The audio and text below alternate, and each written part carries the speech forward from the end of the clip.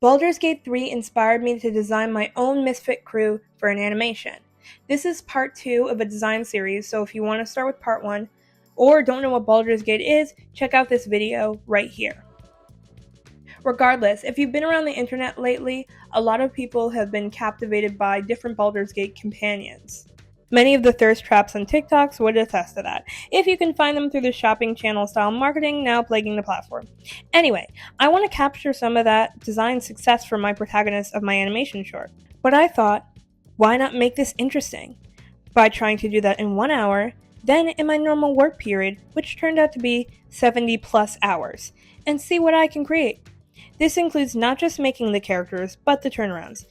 And at the end of the video, I have a surprise, so stick around. Alright, let's do this. It's past Ghost Ship again. I didn't realize my mic still wasn't working, so I'm now doing my 7 minutes and 5 second challenges because I needed to do all 8 characters in that time, so that's what I'm doing. I'm drawing the Goblin Artificer, who I wanted to be this kind of chaotic, fun, energy character. I don't think I captured it in my first drawing, but that's okay. For the Eldrian Barbarian, to be honest, I wasn't really sure what their deal was. I was just thinking of them as this big tanky unit, and pretty much that's it. Yeah. And then I was looking at images though I found on Pinterest, and I was looking at for the Winter Barbarian and all that stuff. Anyway, now I'm going the Satyr Monk, and for that character, I was doing more of like this Valley Girl, party animal, drunken master, Satyr Monk, and I thought that'd be fun. Yeah, so I'm referencing my Pinterest images, didn't really do anything for the outfit there, and then I'm doing the Bard Tiefling here, and I'm going for like that typical, I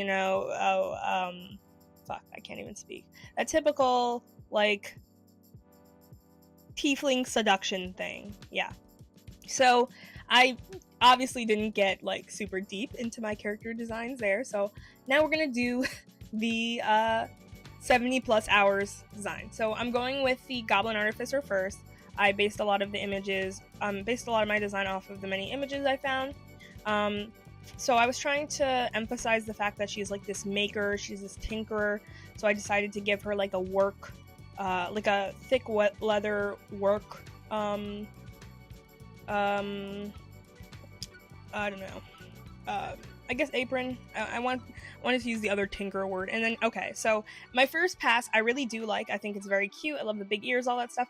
But I wanted to push certain elements. She didn't feel very chaotic energy, so I decided to push the hair size. Because when I'm ever doing a silhouette, I think, what elements can I make bigger or what elements can I make smaller to really, cartoon it, make it really bring out its character. And then I'm also adding more sharp angles to try to give more of a chaotic energy, but not too many sharp angles, because a good balance of sharp angles and soft angles still gives you like, this is a hero, and then I decided to give her some I decided to give her some scars on her face and neck to be like, oh, she's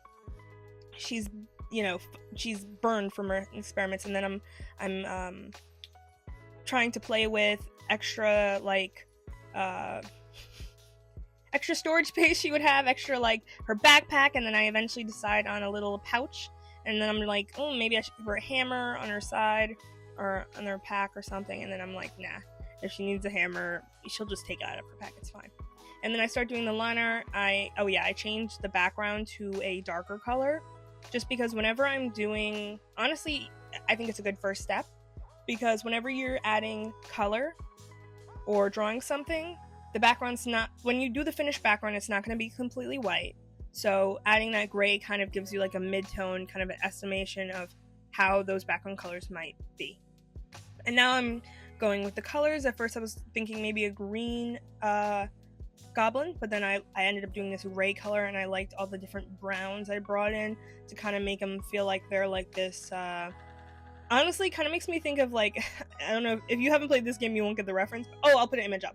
Like the Oseram kind of people in Horizon Zero Dawn, like those steel workers, they're not afraid to get dirty, all that stuff. That's what it made me think of, with all these nice browns. And actually, I did base some of her outfit off of one of Aloy's Oseram outfits.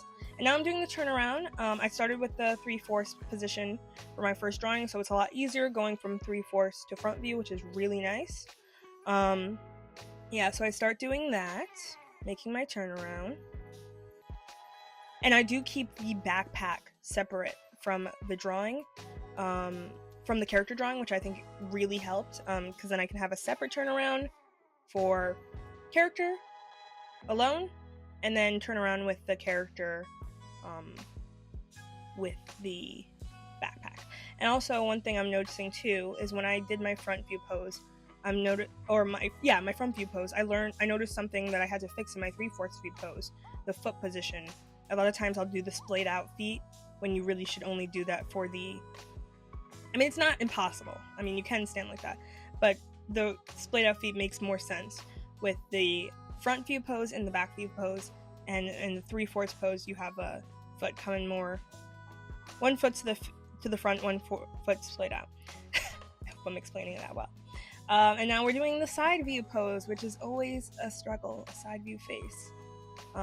Yeah. I don't know if I ended up keeping this in, but maybe I'll do like a side view face challenge someday. I don't know. And then I'm doing the back 3/4 view, using a lot of tracing to help me do this, which is always helpful. I think part of her having like such big ears actually helped me in some places, because I feel like ear placement is really helpful for the different poses. And now I'm practicing doing some expressions. I actually based these expressions off of the Vox Machina expressions, a lot of them. Well, just like the way the corners of the mouth were drawn, because I wasn't really sure how cartoony I wanted to go with that, how much I really liked it.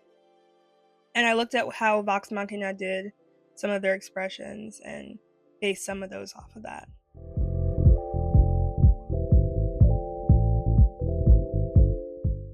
I struggled very much with the angry expression.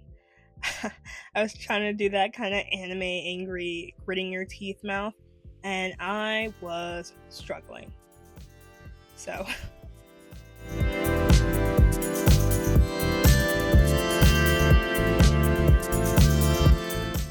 Okay, and now we're gonna do Eldarin Barbarian. Oh, nope, we're doing Satyr Monk. So, when I talked to my friends, I actually asked them, what do you think of when you think of like a valley girl? And they were telling me all like, I think like, they said like baked hands, blonde hair, blue eyes, that sort of thing.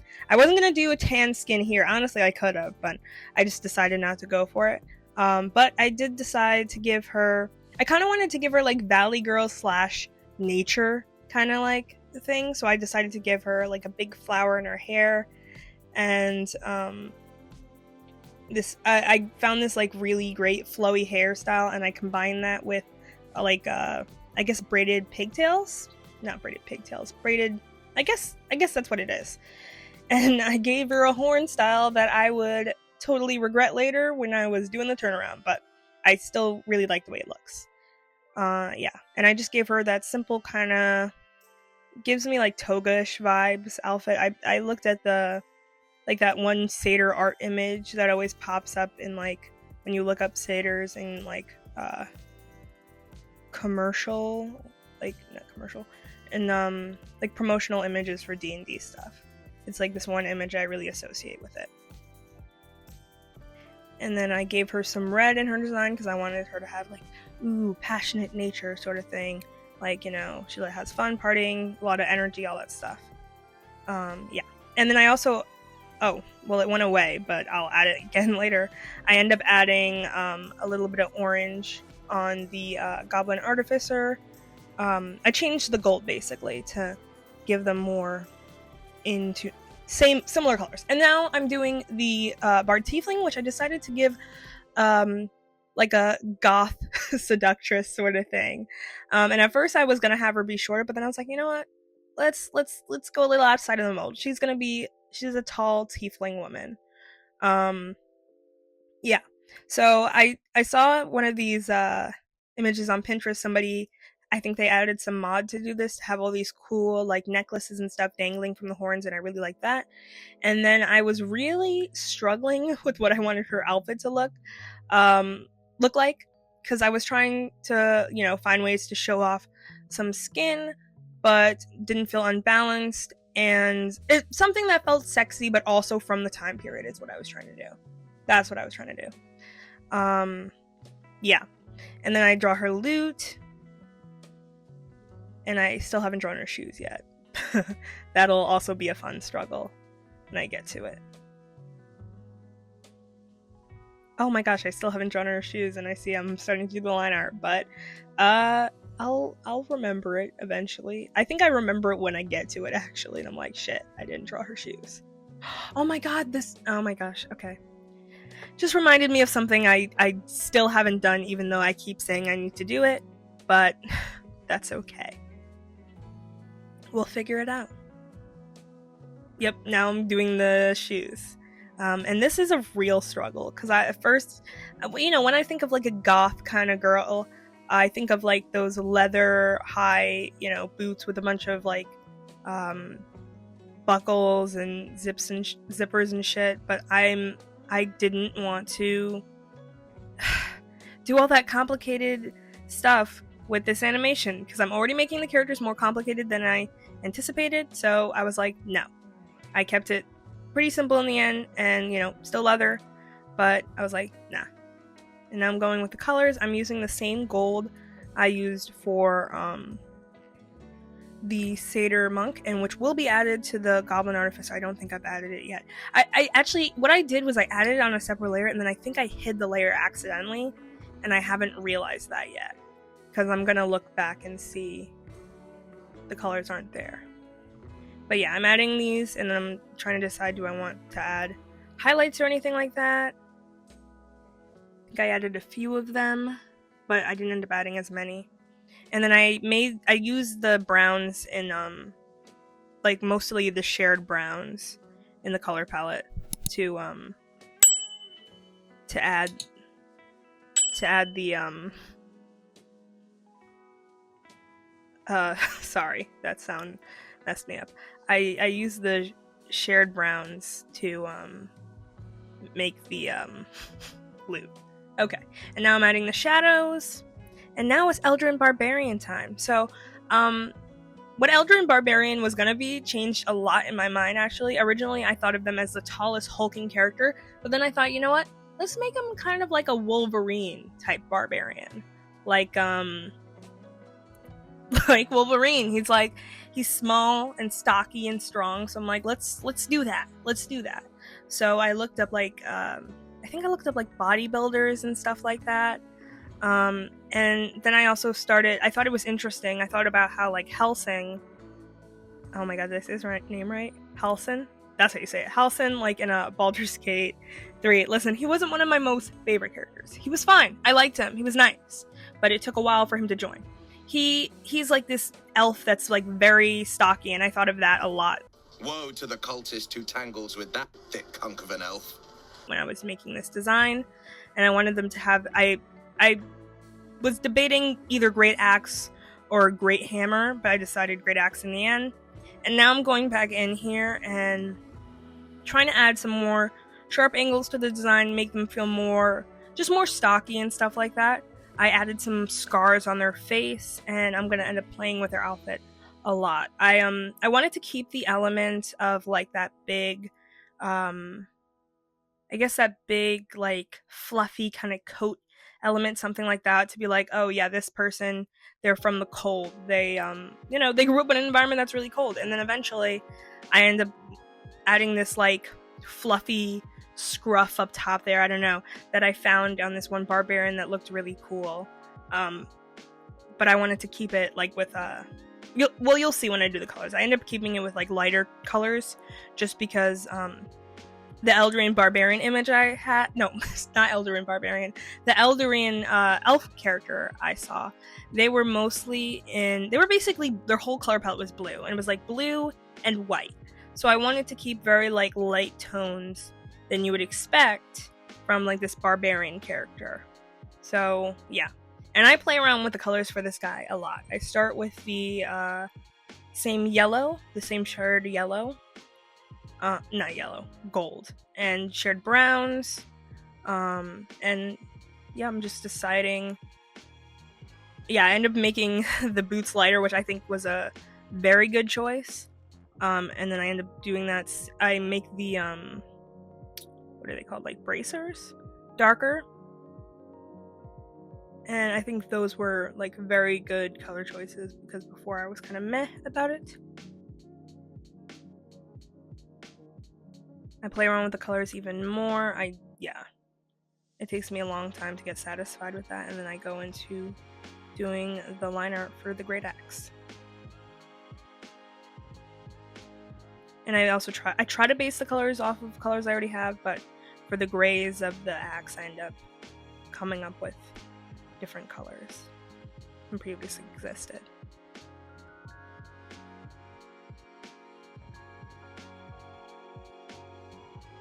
Add some shadows and some shines. And I did the silhouette. Sorry for the flickering.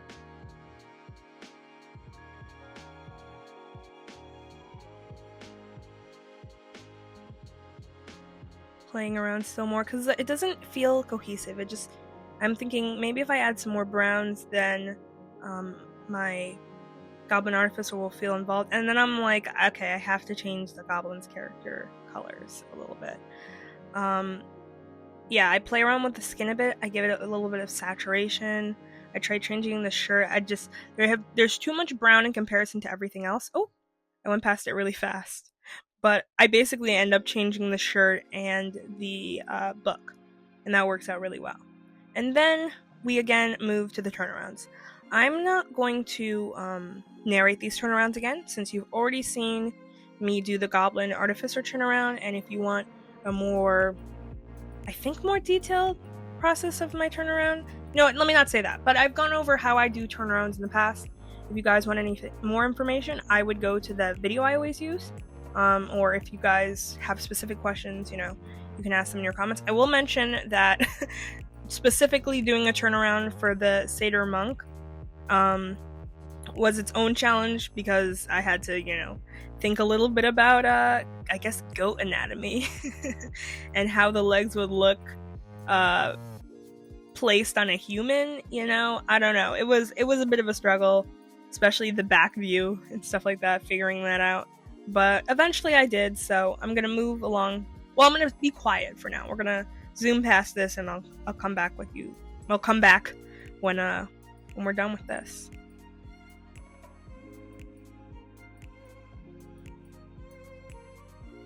Before the final reveal, I want to quickly say I hope you guys enjoyed watching the design process, and if you did, please consider dropping a like and subscribing so we can learn more about art in a fun, nerdy environment. I also decided to divide this video into 2 parts, so the second part should come out next week. And I want to finally remind you to stick around for my surprise. Alright, let's see the reveal now of my work. 1 hour versus 70 plus hours.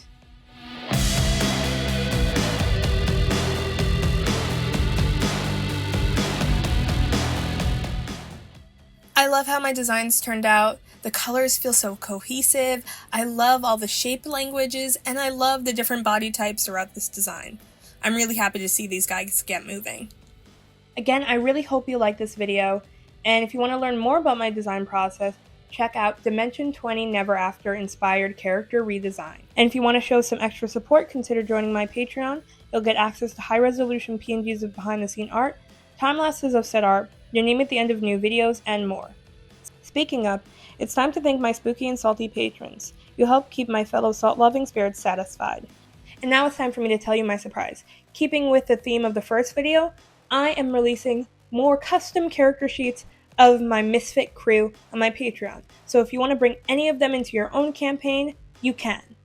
You'll also get access to the legendary Baldur's Gate character I designed last week and the spider minion, so make sure to check them out. And with that, I will retire to my corpse-like slumber. Bye!